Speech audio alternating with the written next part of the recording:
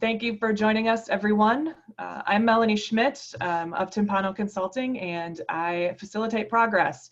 So I help organizations align their strategy, systems, people, and process, and have been hosting these weekly virtual Q&As as we're all finding new ways of creating a new normal and going beyond business as usual. So we've been doing this since mid-March, and I want to thank all of the advisors who have been joining us in and out for that, as well as to thank all of you, whether you've been with us since the beginning or are joining for the first time. This is really an opportunity to try and share current information, or as current as we know, and also to offer a learning community for all of us as we're navigating these uncharted waters and new territories related to the pandemic and the opportunities that that is creating for our organizations. So this morning for our conversation, I'm joined by Jim McNulty, Senior Vice President of Business Banking at Oak Bank. Also joined by Salli Martyniak with Community Reimagined, strong advocate for the nonprofit sector, and Mindy Rowland, who is with Spark HR and Legal, and all of them have been with us before, providing updates on workforce issues as well as issues related specifically to the nonprofit sector as well as small business. And for all of us, we would like to get a sense for all of you. And so I have just launched a poll and would ask you to complete that, wondering who's with us today: nonprofit staff and board, businesses with less than 50 employees, businesses greater than 50 employees, sole proprietors and freelancers, consultants, or others. So if you take a moment and do that, we have about 75% of you who have completed the poll. And I'm going to go ahead and close that in 3, 2, 1. And we'll share those results with all of you so that you can see as well. We have a good representation today from the nonprofit sector as well as businesses, and seeing a bump in our businesses of greater than 50 employees, but welcome everyone into this conversation. So thank you for going through that process.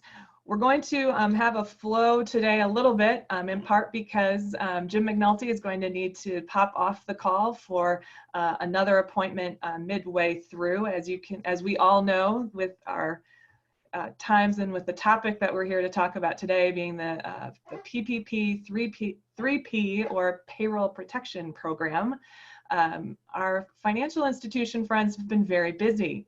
And so we're going to get some information from Jim about, so you've gotten this payroll protection program, now what? Then we'll move into a bit and move with Salli Martyniak and contemplating this: you didn't apply or you didn't get, but you might still want to do with the payroll protection program. What could that look like? Then we'll also talk with Mindy about what else we need to be considering from the HR side of the equation. And then we'll spend a bit of time, if we have that left over, to say, regardless of what happened with the PPP, there are things that you need to be doing now. And so what are some of those areas of focus? And we did get a number of questions from you that came in advance. So thank you for those. That will guide our conversation. And in fact, we may or may not yet have answers to all of those questions.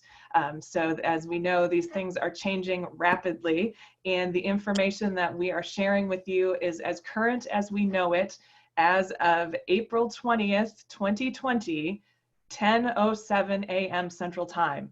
And so that will be changing, and we will continue these calls as long as they are valuable, so that we can continue to provide information as well as surface questions that people have. And so with that, some of the things that we have heard, and perhaps Jim, you can speak a bit to this, is now that some of these organizations have gotten their payroll protection program funding, what is the next step? Is this cash accrual? Is this cash basis, accrual basis? What can I use the money for? What are you as a lending institution going to be looking for? We've been hearing from a number of accounting organizations that they're recommending organizations set up clearing accounts so that they can identify the funds, that they're creating Excel spreadsheets to be tracking expenses. There's a lot of information floating around out there. And wonder what you are able to share with us Jim, I'll kick it over to you, and I'll also launch a poll asking the participants where their organization stands with the CARES Paycheck Protection Program. So Jim, what insights would you share with us?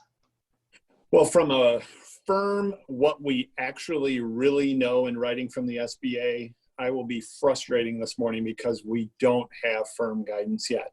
The most firm guidance that's out there is the actual interim final rule. And it's funny that's an interim and it's final, but that's what they've called it. So, and that is a little maddening in its fuzziness. It does say you have to spend it on payroll. It does say 75% has to go to payroll. It says you can spend some on rent and utilities.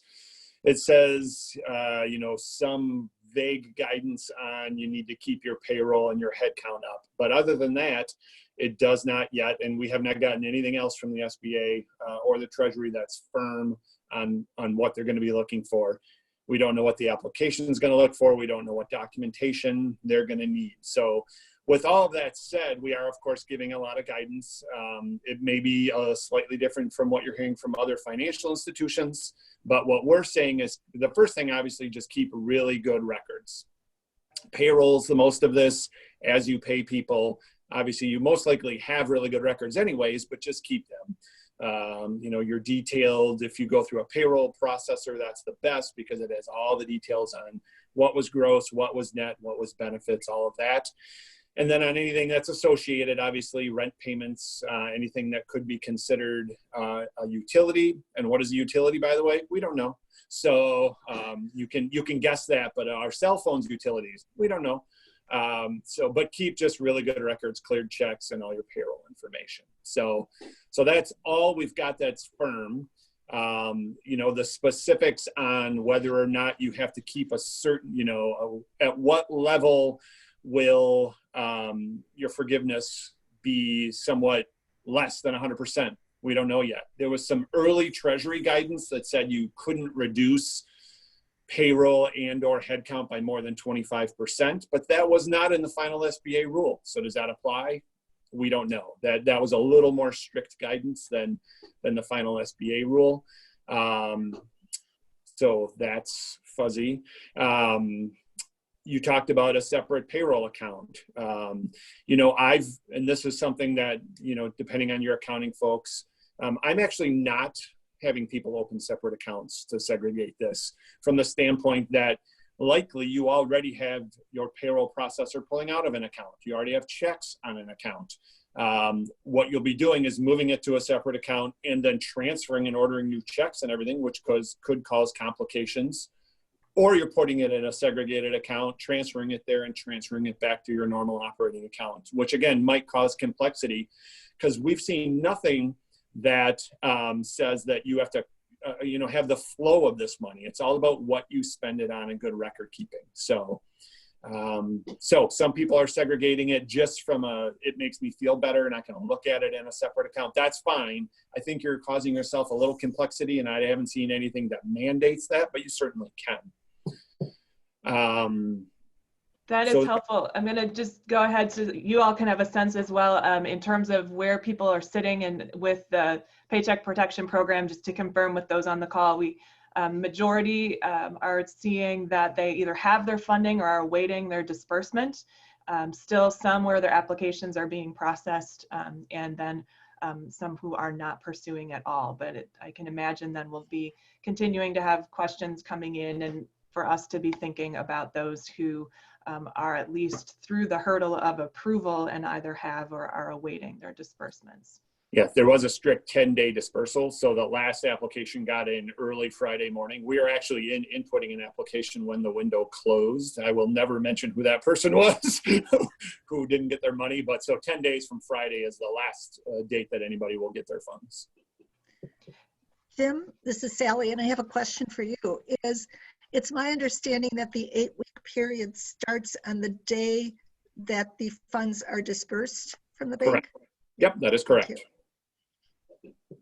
And that has been one of the questions that has come up recurringly has been this question of, so if my funds are dispersed and I'm going to be doing my payroll, for instance, on April 30th, but that includes work that happened from March 20th forward. Does that apply?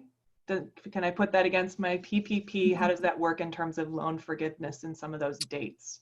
Yeah, the cash versus accrual, what dates count? I mean, it's very strictly said that it's the spend period starts on the day, like you said, that it gets dispersed and runs for 8 weeks. The cash versus accrual, you know, is it when people worked? Is it when we actually wrote the check for the payroll or the money came out of our account? We do not have that guidance yet. That is the most asked question that I've gotten. That and the what is a utility question are coming up all the time. And we just don't know. You know, my instincts tell me that if, you know, you may be able to look at either or, that if you have a payroll report that says these were for hours accrued during my 8-week period and we didn't pay them until just after or just before, that you will probably have some latitude there, but I definitely don't know that for sure. And some information that I know Wegner CPAs released during its webinar last week, and so that was again as of last Wednesday, but some of what they were saying is that it had to do with when the payroll would actually be paid.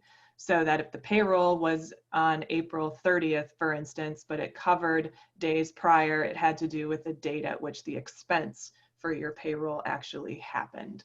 Yep. And that was covered in that sense. So it had to do with those payments in there. Yeah, definitely nothing firm on that yet. I could see the opportunity or the situation unfolding where there's going to be a lot of payroll providers dropping a special payroll for people on the last day of their 8-week window, if it is indeed when it comes out of your account. But again, no firm guidance there yet. The other thing that I will add is that there's a lot of somewhat flowery language in the interim final rule and the initial rule that came out that talks about employers working on good faith as far as what the rules are available at the time. So because there's so much uncertainty, there's a lot of language in there that I'm hopeful is going to provide some coverage for people who are making mistakes, but just because the answers aren't out there, nobody's out to try to get, screw anybody over at this point. We're just trying to figure out what the rules are. So I think there may be some leeway there for businesses who can say, look, you didn't tell us. And the SBA guidance seems to back that up too. Jim, would you agree? Yeah, I would agree. And I'm always having two conversations. One, business owner, this is a loan, and this is exactly what we know right now. So just know that it might not get forgiven. However, common sense wise, everything we're reading, I completely agree, Mindy. It does look like the SBA and the Treasury are doing everything they can to be common sense. And really, if you're paying your people with this money, it looks like there's going to be some latitude as these rules unfold. But again, it's a loan that people signed on, so you need to make sure that everyone's eyes are wide open. So Jim, this is another question for you is, so let's just say it's the end of the 8-week period for someone. It's my understanding that they bring the documents, whatever the documents are, to you. And then as the lender, you have the latitude to make that decision as far as what is forgivable, or do you have to send that upwards to someone, at the SBA that makes that final determination? Yeah, it's our understanding right now that it will be the SBA approving these. We're the conduit, so we'll have the application, we'll gather the information. And again, what that looks like, we have no idea yet. But yeah, then we send it off for approval. Maybe there'll be more latitude pushed down towards us.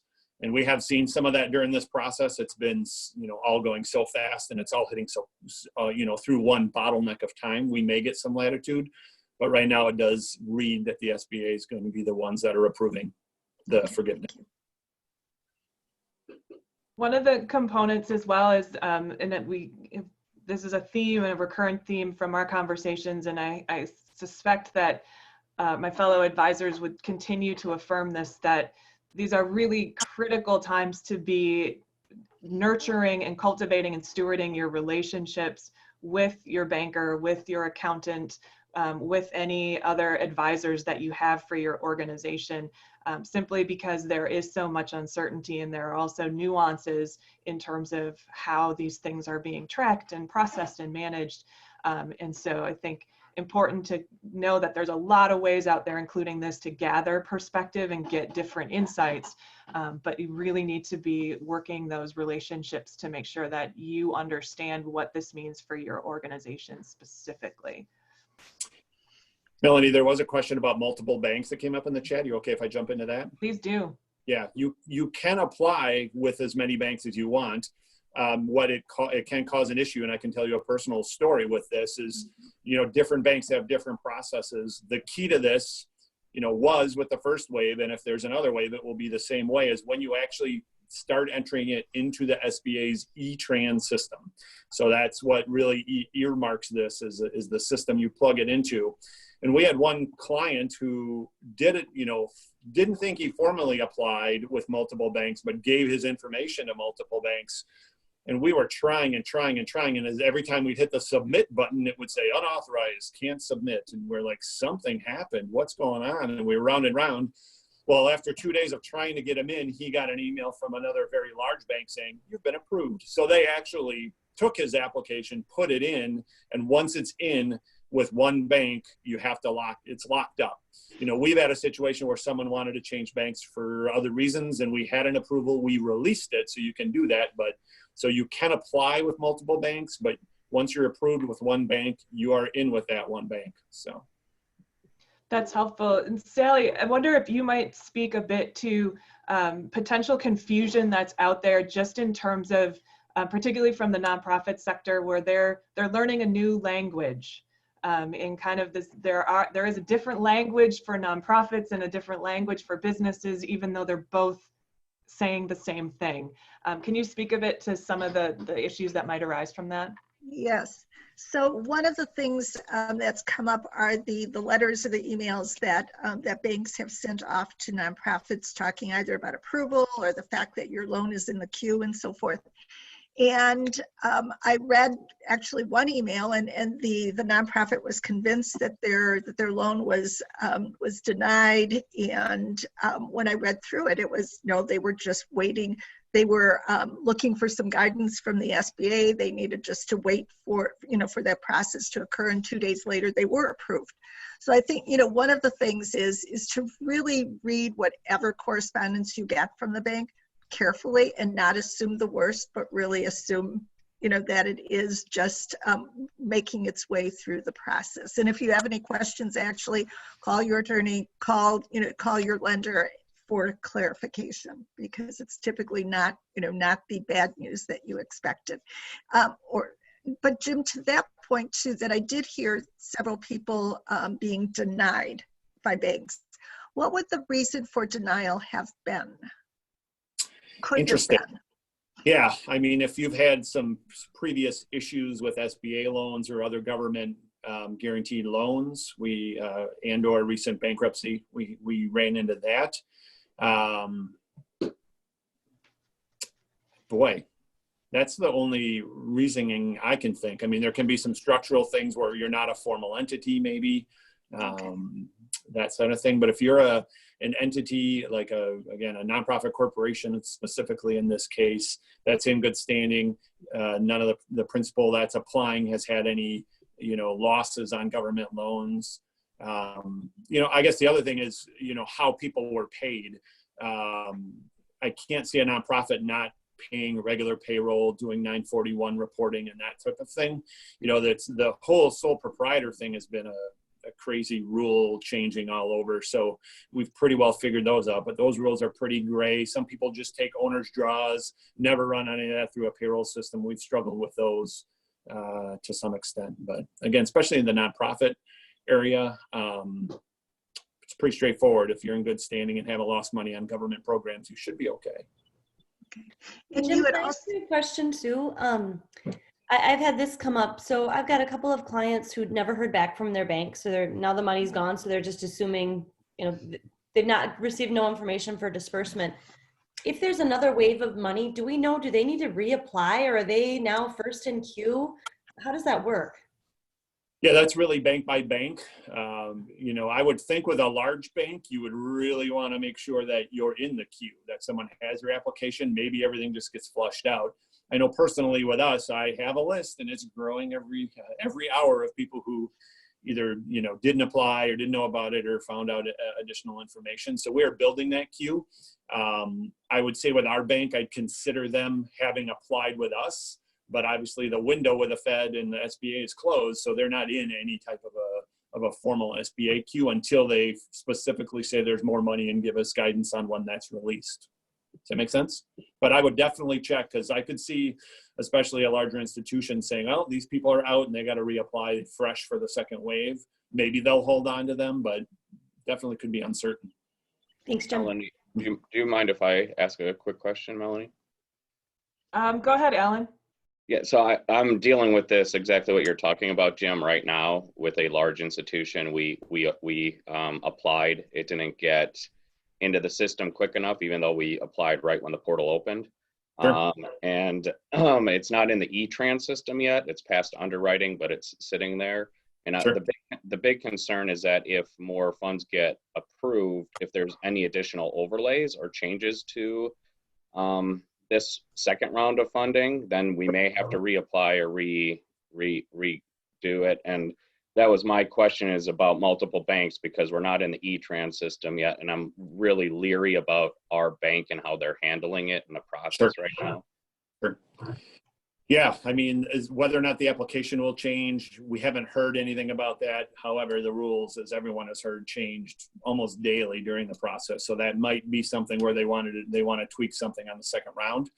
And then, yeah, it's hard for me to say shotgun yourself out to other banks, but I wouldn't be doing you a service if I didn't say that you may want to check with a second source that you have some more comfort with if you've got another relationship. Because you're right, if you're not getting responsive information from your bank, it's going to be hard for you to feel good that you are on the doorstep and going to be put in, unless you obviously, again, have a good person, you've gotten good information that makes you comfortable. But it doesn't sound like you have that so far. So, and I would just underscore what Melanie brought up a couple minutes ago, is that now is the time to, I will just say it, to exploit whatever relationships you possibly have. If you've got some board members who are high up or have good banking relationships, if you've got a lawyer who's got a partnership interest in a bank, or whatever it is that you need to do, because I don't see them changing as far as it's still going to be all who you know and what your connections are to get up in front of that line, and your relationships are going to mean everything. So if you're still trying to get that money, think outside the box a little bit, and who may be somebody to be looking out for, whether it's a big donor, if you're a nonprofit or something like that, because otherwise you're just going to be one of somebody. So whatever relationship you have, now is the time to call in favors. So Jim, to that end also, what did a good application look like in this last round to you? Yes. Yeah, great question. And we ended up at, even as the process went on, we got better at holding folks' hands. We ended up with a web page and links and documentations and a secure upload portal that really said, here's your calculation worksheet, follow the rules on what it can be, and here are the rules. So they filled that out accurately, took their time to calculate their payroll according to their 941s. Here's the application, please, and we gave them guidance because people wouldn't initial this form in this one spot or whatever. So, and then upload your 941s, upload, your current payroll information. So we really handheld them. Silly as it sounds, the people who just read the directions and took a second and forwarded on to us were lifesavers, because someone wouldn't initial a front page. We dealt with several hundred of these over less than a week's period. So you're trying to send this application back to one person to initial it. And then when they send it back, they forgot to initial this, so that type of thing. While understandable that this is moving fast, just having a complete package according to what your lender asks for, again, simple, but as is the case, a lot of people are just running fast and sending things halfway done. And we got them done, but it was frustrating for sure. And Jim, I know you need to jump off very soon here. So if I might just put a couple of questions that have come up in the chat. Sure. One, I think, is you addressed a bit early. And so just to perhaps even reiterate what you were sharing. But a question is whether there's been anything given to the banks or specific correspondence about what the reporting might look like on the back end of this process. Nothing as of yet. So eagerly anticipating, but yeah, have not seen that yet. I can probably, Melanie, as we get it, we're going to be pushing. As soon as we know something, we want to prepare our borrowers.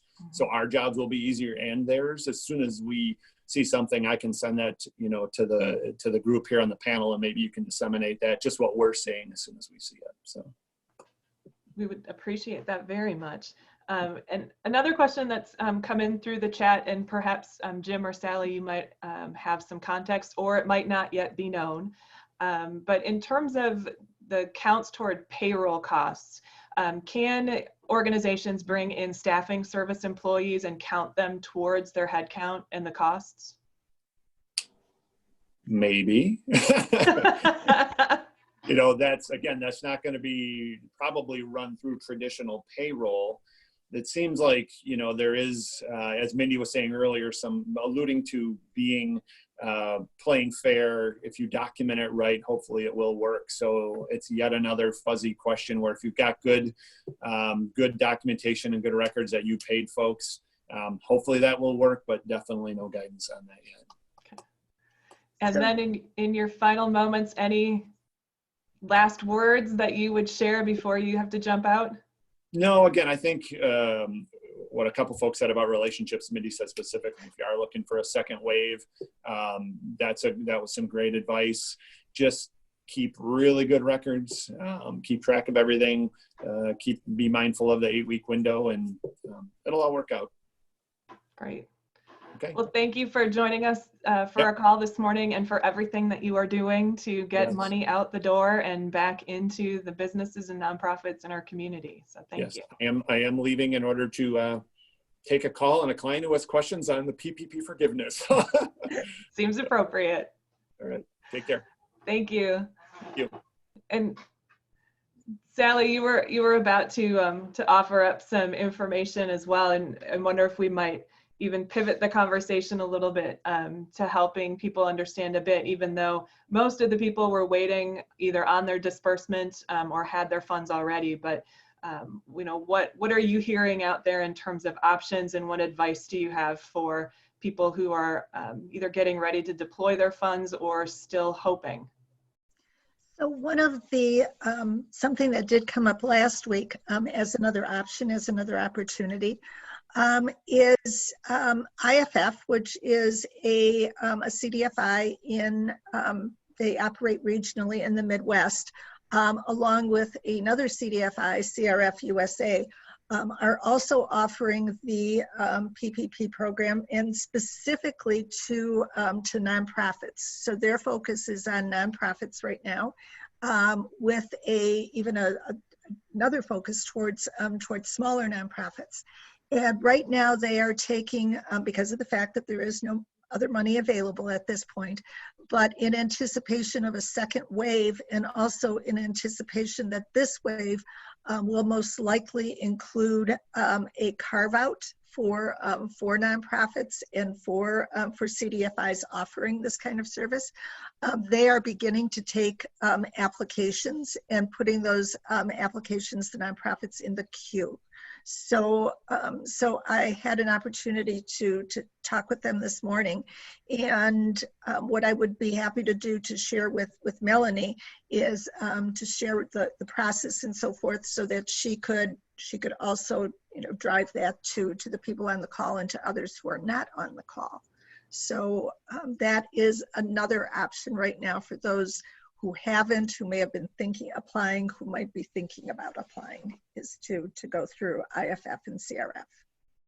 Wonderful. Yeah, and we'll be happy to put information from Jim, from Salli, and continue from Mindy in terms of, we'll put that into the Timpano group COVID-19 Online Resource Center, so you can go in and see some of the links and other things through the website. So that would be wonderful. We're about halfway through the call, so we're going to do two things at this point. One is I'm going to launch a poll just asking for feedback from all of you about how the pandemic is affecting your organization.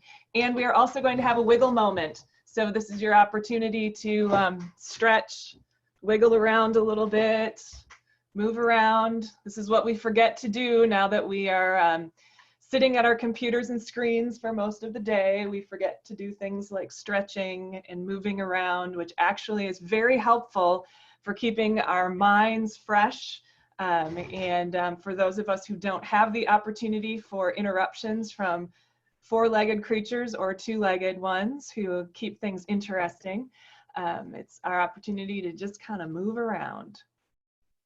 So thank you for doing the wiggle, and thank you as well for continuing to complete the poll of how this pandemic is affecting your organization. We're going to go ahead and close the poll in 3, 2, 1, and we'll also share those results. So what the effect that we're seeing across our participants today is a lot of opportunities. So good to see that some of that positive spin, seeing how that's revealing opportunities, unleashing creativity, for those also questioning the sustainability or viability of the organization, and reinforcing relevance, anxiety. It's all across the board.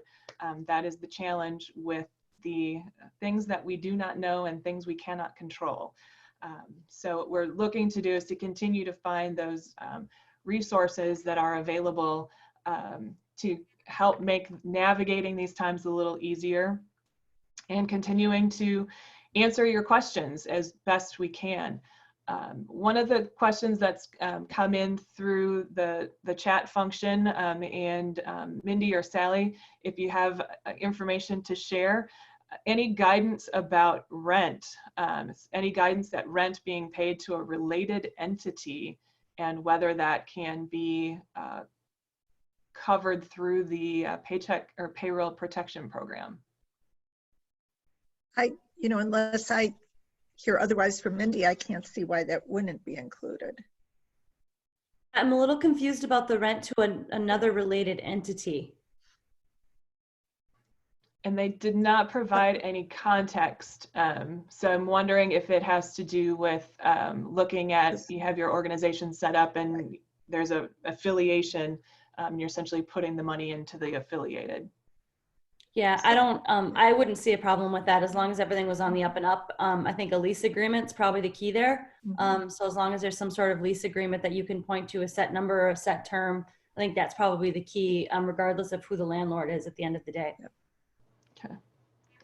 Thank you for that. And then a question, and Salli, perhaps you can speak to this based upon any conversations you may have had related to IFF and CRF in terms of what is the ability for someone to apply through them if they've already applied through another institution? That's a very good question. So with them, they're only accepting applications from those people who have not yet applied or who have applied to a bank or credit union and have been rejected. So if you're looking to apply to multiple financial institutions, they would not be one of those to apply to. Okay. Thank you for that. Mindy, I wonder if we might turn to you as well. When we know a lot of the questions that we've been getting over the weeks have to do with the workforce issues and employment issues. What else should people be considering from the HR side of the equation? One of the, and I looked at the questions that we got in advance, and there was a bit of a recurring theme about some confusion over, there's some influx and opportunities to get money into employees' hands in a couple of different ways over the last several weeks. There's the unemployment option. There's the Families First Coronavirus Response Act, where there's the sick leave and the family leave. And now for a lot of organizations, there's this money coming through the Payroll Protection Program. And it seems like people are a little confused as to how am I supposed to be paying my employees right now? Do I have to bring them back if they're on unemployment? Can I let them do the Families First, the sick pay and the family pay? And if so, can I use my payroll protection money in order to pay that leave? So I think it makes sense, and I'll do my best to kind of break it down a little bit. The unemployment, the easiest way to think about it is the unemployment is if you have an employee who can work, is able to work, but can't because you don't have work for them. Okay, so unemployment is for people who, if there was work available, I'd be working right now. The Families First, the FFCRA, the sick leave and the family leave, it's for employees who cannot work even though you have work available for them. So they're almost fundamentally opposite, okay? So whether, and it's under the Families First Coronavirus Response Act, this FFCRA, that's the sick leave and the family leave that we've been talking about. That's if an employee wishes they could work, but they can't. They're unable to work because they have to take care of their kids, because they're sick, because they're having symptoms, maybe they're quarantined, those 6 things that we laid out that are in the act. But so the employee, him or herself, is not able to work. So then you bring the payroll protection program in, which is this influx of employers to start paying their employees, and everything kind of goes out the window because those two are very separate from each other. But under the Payroll Protection Act, you could have employees, for example, who are able to work and you don't have any work available for them. So normally they would go the unemployment route, right? They're able to work, you don't have work from them, but now you have 8 weeks worth of payroll for them. And so people are saying, what do I do? Do I keep them on unemployment? Do I use the money from the Payroll Protection Act? And each scenario is probably going to be different. I don't have the one size fits all answer, but I think if you keep in mind that if you've got funds coming in through the Payroll Protection Program, that is intended to pay your employees. We've been talking about that this whole time, right? The purpose is to spend 8 weeks paying your employees. So even if you don't actually have work available for them, you can still pay them. Many people are paying their employees, and even though they don't have any work to do. So that would bring them off the unemployment and get them back on your payroll. Now, you may have to let them go after the 8 weeks, right? You may still not have work for them, and you may still not have an ability to have funds come in under the PPP or otherwise to be able to pay them. So you may have to let them go. But generally speaking, the default is to bring the employees back on. And I say the default, the hope of the government is that you will bring these people back on and you will pay them through these funds.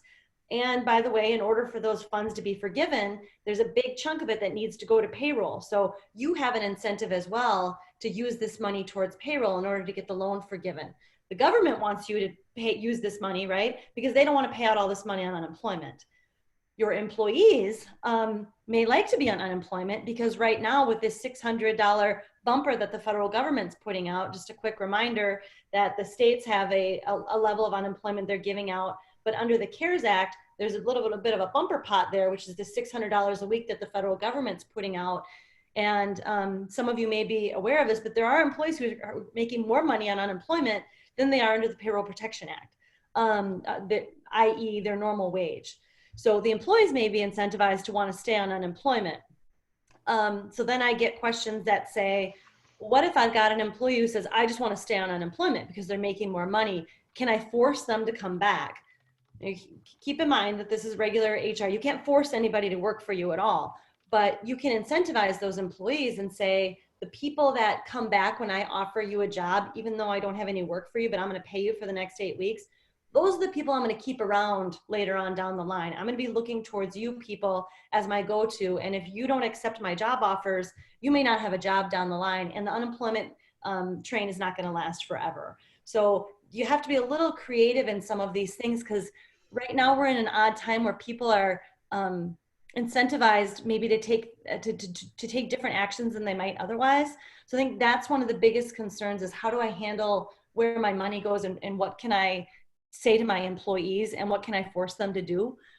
Those are great questions. And just remember that you may need to be a little bit untraditional, a little innovative in how you handle your employees and incentivizing them to come back to work right now. And a question has come in looking at during the 8 weeks and the use of the funds, can the funding from the PPP, could you pay more towards health insurance premiums for your employees during that 8-week period?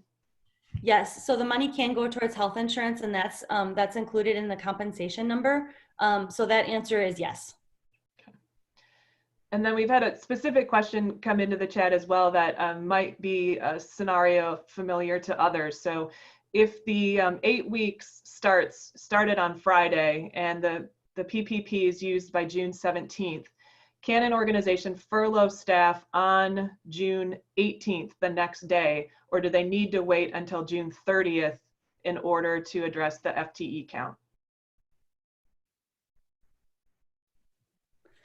I am not sure about that. I think that they would be okay to go ahead and furlough people on June 18.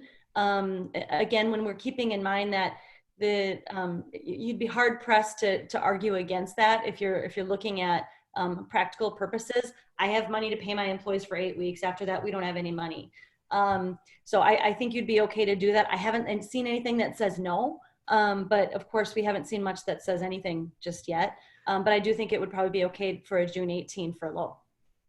And just adding to what Mindy said too, is the fact that the June 30th date is actually just the final date that anyone can count expenses to. So it's not the idea that you have to have someone on payroll until that day. It's just the fact that if your loan closed 8 weeks before, you could not extend it up to July 1st. That's just the whole point. Wonderful. Thank you for that. Wonder for either of you, one of the questions that's come up in advance and also in the chat here today is related to bonuses. And if there is the opportunity to pay for an employment bonus in order for retention and then have that reimbursed and forgived through the PPP. So the answer to that is also yes. You can use bonuses, and I do have a handful of clients who, again, when we talk about this non-traditional or creative ways to get employees back on your payroll, that is one of the ways. They say, you know, we're paying people a bonus who come back and we're actually having them do work. They are differentiating between employees that they're on the payroll who they don't have any work for, and employees that are on the payroll that they actually have work for. And so they're bonusing those employees and are fully anticipating that to be part of the forgiveness pot of the PPP. Another question that's come up is some of the relationships between the FFCRA expanded family leave and then the payroll or paycheck protection program. And if you have employees who have submitted for the extended or the expanded family leave, and so they're submitting documentations because they need to care for their children, can they be paid under the PPP? Okay, this is a very good question. I'll try to explain it. If an employee has filed for leave under the FFCRA because their kids are home from school, right? So they've said, I'm unable to work because I have to care for my children. They can't double dip. So an employer can choose to put them on the PPP, but then they can't be getting money under the FFCRA. They can't be getting the sick leave or the family leave.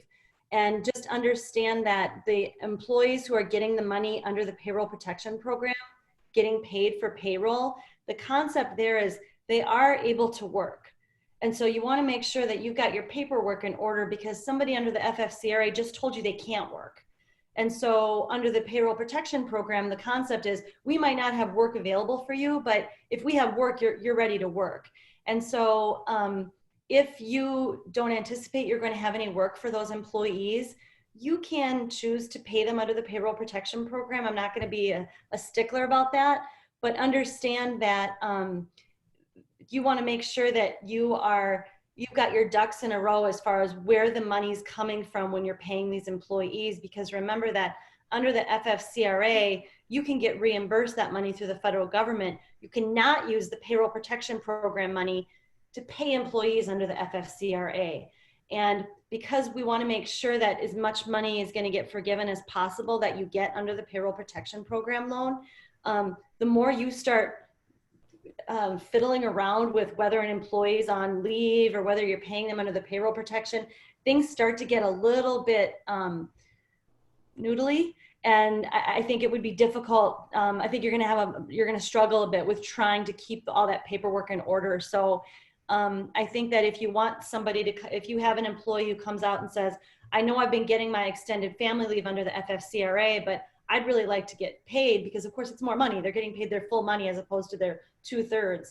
Then they need to understand that, okay, but if I need you to work, like you're basically representing to me that you are available to work at which point in time it's going to happen. So for you to do that, and then let's just say they come back a week later and say, it's really hard, I still got to take care of my kids, things start to look pretty sketchy from a documentation standpoint. And I'd hate for that to interfere with the ability to get a reimbursement under the payroll protection program, if that makes sense. It does. I think it also, another question that has been raised is, relates a bit to decision making. And in terms of whether the organization they're paying through the FFCRA or the PPP, where does consent of the employee come into that? In terms of shifting people around, determining which is the better way to approach this? What guidance would you offer? Yeah, so for that, again, it all comes down to, and it's also, these are all very good questions, and I'm doing my best to give some pretty general advice, but taking an employee who's on FFCRA and putting them over to the payroll protection. So what you're doing is somebody's on leave, okay? So if you put it in I'm on family medical leave, or I'm on sick leave, or I'm on vacation leave, they have categorized themselves based on what their needs are. So in the case of the FFCRA, they're either on paid sick leave because they're caring for an individual, because they're caring for their child who can't work, or because they're sick themselves. So they have demonstrated a need to be on that leave. So to take them away out of that leave and say, no, now you're over here. The problem with that is they've already represented to you, and by the way, the IRS and the Department of Treasury and the Department of Labor, because that's how you're going to get your money reimbursed, that they're not able to work. So to take them over to the payroll protection without securing that understanding that now you're going to get paid under the payroll protection program, meaning your full salary, they may still not be able to work. So I would not be just I would not just be wholesale transferring employees over to the payroll protection without having a conversation with them, because if they have legitimate reasons to be on the leave and the family leave, chances are they should probably be staying there.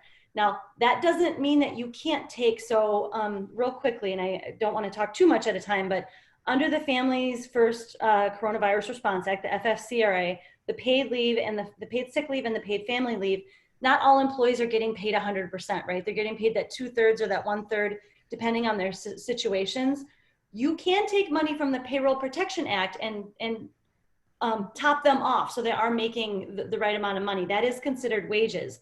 So you can get them to 100% of their wages by using a little bit of the PPP, but then also using the FFCRA funds. You can do that without violating any rules and should still all be forgiven.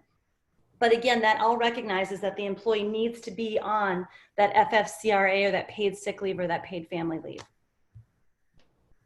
Thank you for walking through that, Mindy. One of the questions that's emerged as well is seeking some affirmation as we all try and process the information and the details, that if you are using the PPP to pay for employees, taking them off of unemployment, you still don't have work for them, so that they would basically get their 40 hours a week just as compensation, sort of as a ghost staff was the language that was used. If they typically had 5 to 10 hours of overtime before the pandemic began, can you be paying them that overtime under the Paycheck Protection Program, even if they're not working it specifically? I don't know this exact answer off the top of my head, but I have a vague recollection of when you're doing the calculation for the loan amount, you can only count overtime if it's a very regular number. And Sally, please weigh in if you've got different information, but that tells me that I would certainly I would err towards not including that overtime and instead including a 40-hour work week. There may be the possibility that you could get that, but just based on some of the information I remember as far as how they're calculating that number in the first instance, I don't think that unemployment is going to be, you can use the money for whatever you want, but when we're talking about the forgiveness aspect of it, I'm not sure that number is going to be forgiven. I can't say for certain, but if I were to bet, I would bet no. And I would agree with Mindy on that.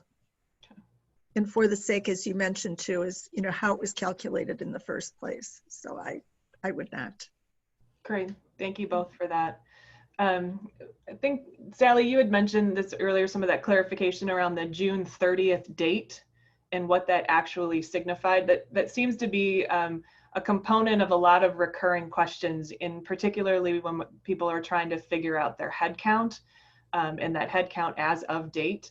And so if someone was actually funded such that their 8 weeks would stop before June 30th, what is that relationship to the head count number on June 30th?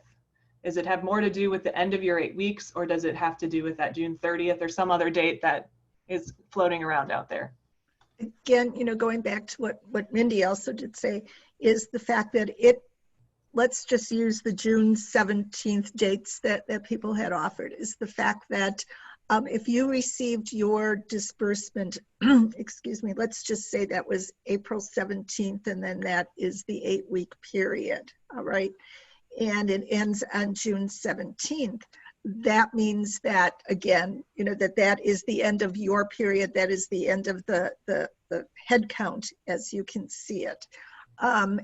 Likewise, if you received your check on April 30th, it would extend to June 30th. And I'm going to go back to the June 30th. If you receive your disbursements on May 1st, your 8-week period will end possibly 1 day earlier than June, than the 8 weeks, if that makes sense. Mm-hmm. Because really what happens is the fact that the eight weeks, or the June 30th date, is really just saying that is the cutoff date. You can't go beyond there. It doesn't really have to do with anything in terms of the head counts for the sake of counting the 8 weeks. Thank you for that. Answer your question? It was clear to me, although I think it's at one of those points where it's easier for me to listen objectively and hear it because I'm not into the anxiety and the detail of needing to manage that program for my organization. So we'll look to others in the chat window to seek additional clarification as needed. One of the questions that just came in, I think, is an interesting one in terms of this headcount question, is the comparative point. So if we've figured out our end date, what is it actually being compared to, considering that headcount on the application was for an average number of employees and not FTEs? So would that be the more looking for the information that you were sharing with your lender as you were going through the process? Any context that either of you might have to share there? The SBA did come out with their interim final rule, a little bit of more clarification on how to calculate the number of employees. I will say that clarification provided a little bit more wiggle room in how to calculate them in the application process as opposed to how to calculate them. And I think Misty's question is going to, how do we figure out how many people we have at the end of the day? I think I've got the answer in a resource that I can go ahead and share with the group afterwards. There's 3 different levels of ways you can count your employees after the fact. It's a little bit confusing, so I don't think it's worth it to go into it right here, but I will share that with the group afterwards, and we can send, Melanie always sends things out, so we can do that then. The only thing I'll leave this group with is there is some really nice wiggle room as far as the number of employees. People are very worried about making sure that their employee numbers are exactly the same from point A to point B.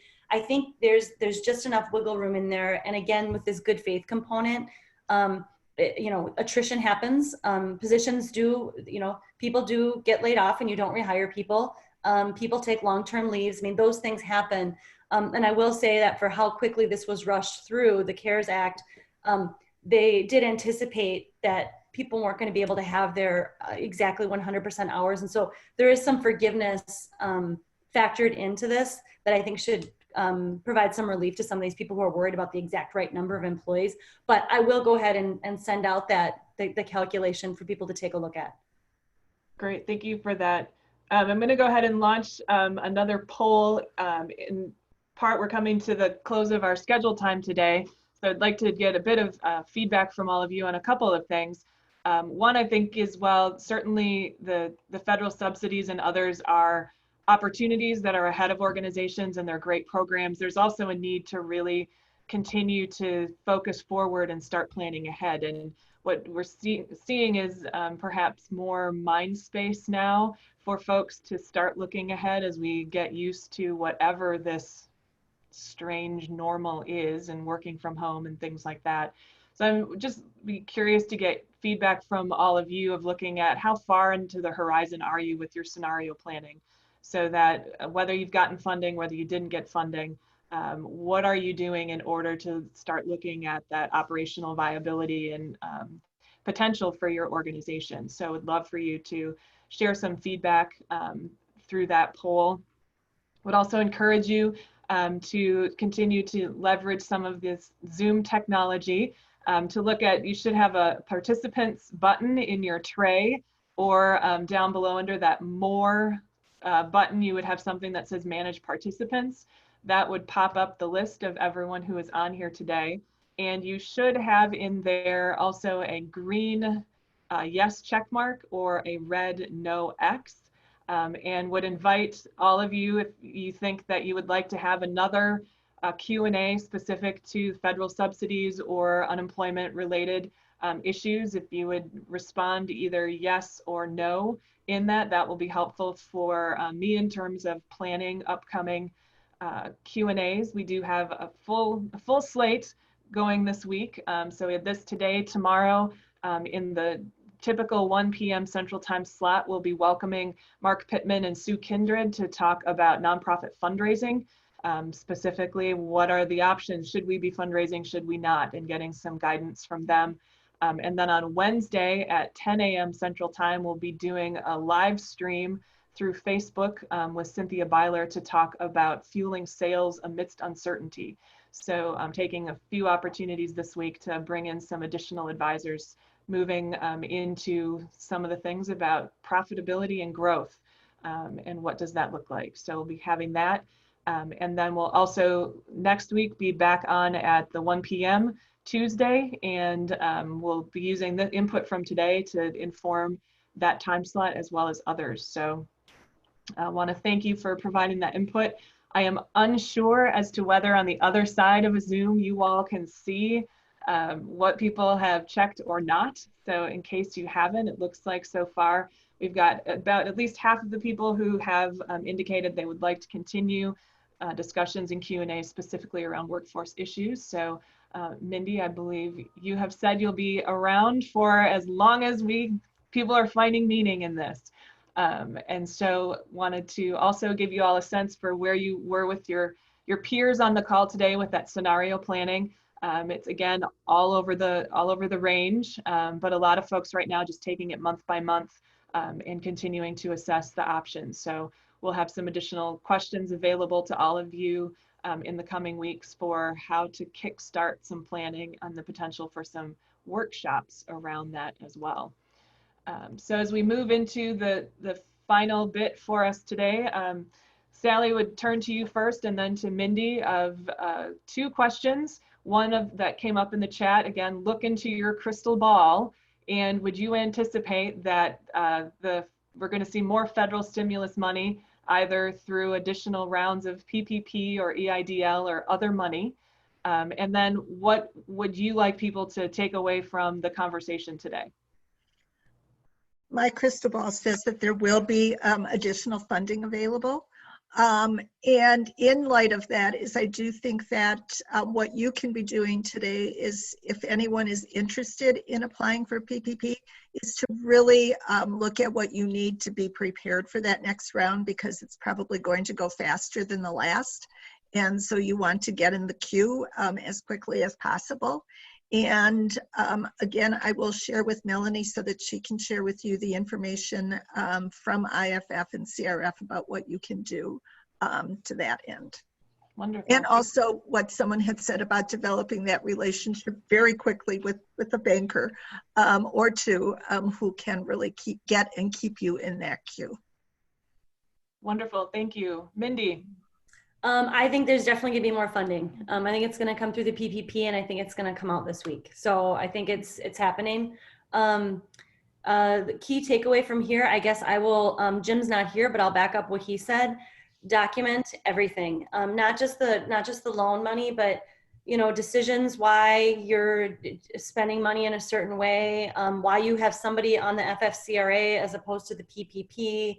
If you've sent somebody off to unemployment, really keep track of why your employees are in the certain categories, little buckets of money coming in, why you're letting people go, what kinds of notices you're sending out to your employees. Just keep track of all that stuff.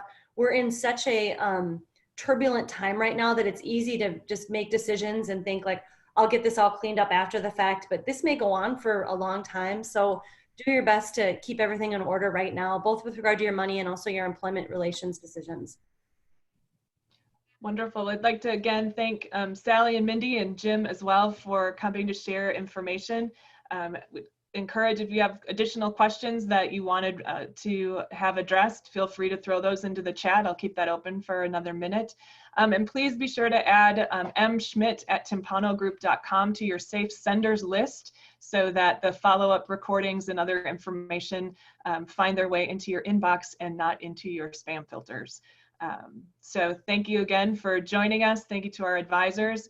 Continue to do the good work that you're doing, and go forth, find some way this week to be inspired by something you've learned, to take note of something you would like to learn going forward, and then just to do something to actually stimulate a good belly laugh, whatever that might be. We need to remember how to do that and laugh along as we move forward. So thank you again, everyone. Have a good rest of the week, and we will talk to you later.